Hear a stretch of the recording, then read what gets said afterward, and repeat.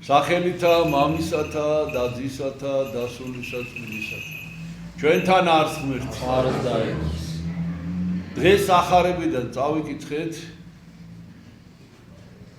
თუ შეიძლება ესე ითქვას, ალბათ მთავარი და ცენტრალური სწავლება, აი ყველაზე მთავარი რაც არის ახარებაში. იმიტომ რომ იესოს კითხეს ერთხელ რომ რა არის ყველაზე მთავარი ჯგუფში საერთოდ, აი ჩვენს მოძღვრებაში.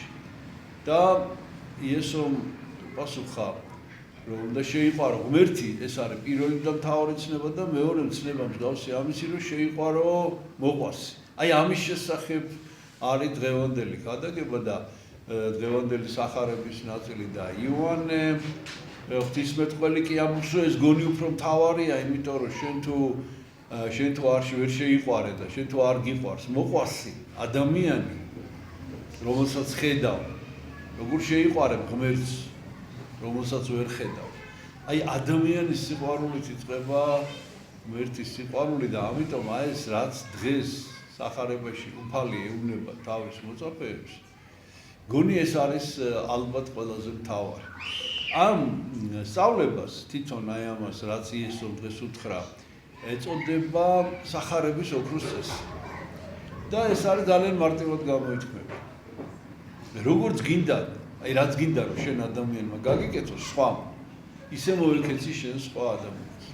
ანუ როდესაც შენ უნდა მიიღო გადაწყვეტილება, როდესაც შენ ხედავ სხვა ადამიანს და ფიქრობ როგორ უნდა მოიქცე, დაანადვილია სათქმელად, რა თქმა უნდა, ის ადამიანი უნდა წარმოიდგინო შენ ადგილას და შენი თავი უნდა წარმოიდგინო მის ადგილას და აი როგორ მოგინდებოდა რომ მოქცეო.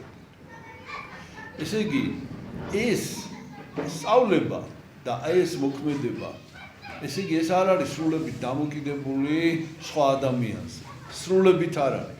აქ ლაპარაკია იმაზე, რომ შენ უნდა წარმოიდგინო იმის ადგილას თავი, საკუთარი თავი და შენ როგორც გინდა რომ მოგიქცენ ადამიანები, შენ უნდა მოიქცე ასეთნაირად.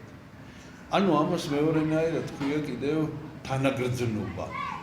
ეს არის თანაგრძნობა ადამიანის მიმართ. თუ ეს თანაგრძნობა არ არის, მაშინ ისადგურებს ადამიანში ეგოიზმი, როგორც საკუთარი თავი ისე უნდა გიყვარდეს სხვა ადამიანი.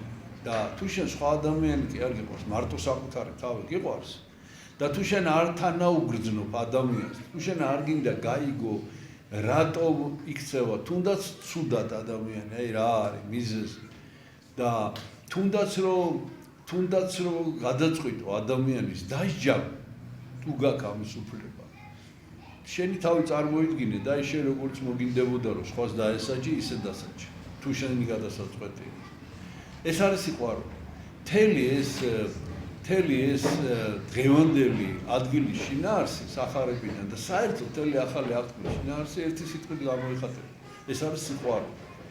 ეს არის სიყვარული და ალბათ უნდა დავამატოთ კიდევ ერთი სიტყვა, რომ ჩვენთვის ის გახდეს გასაგები, ეს არის უპირობო სიყვარული. ანუ ისე კი არ უნდა მოექცე ადამიანს, როგორც იმსახურებს, არ წერია ეს. ისე კი არ უნდა მოექცე ადამიანს, როგორც თვითონ მოექცეოდა სხვას, არა. ისე უნდა მოექცე, როგორიც შენ ხარ თვითონ. ანუ შენ, როდესაც ადამიანს მოექცევი რამენაირად, შენ ამ საკუთარ თავზე ლაპარაკობ. შენ უნდა ადამიანის ადგილზე წარმოიდგინო შენი თავი და შენ თავს როგორც მოექცეოდი, აი ესე უნდა მოექცე სხვა ადამიანს, ეს არის დღევანდელი სახარების შინაარსი, შეიყვარო მოყვასი, ვითარცა თავი თვისი. ანუ საკუთარ თავში კი არ უნდა იყოს შეყვარებული. მოყვასი უნდა შეიყვარო, ანუ ეს სიტყვა შეიყვარო რას ნიშნავს? მოქმედება აღასრულო ვის მიმართ.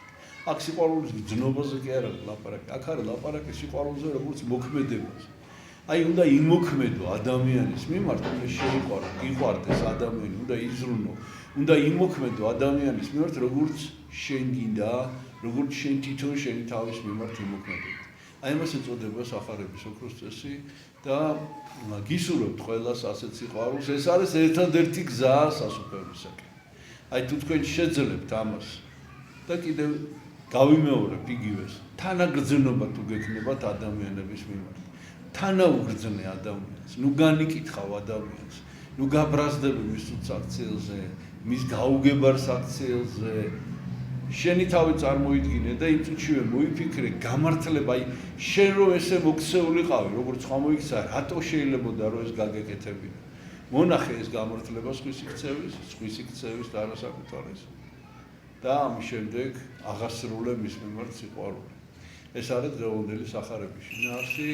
ვერთმა დაგლოცოთ ჩვენთან არს ღმერთი.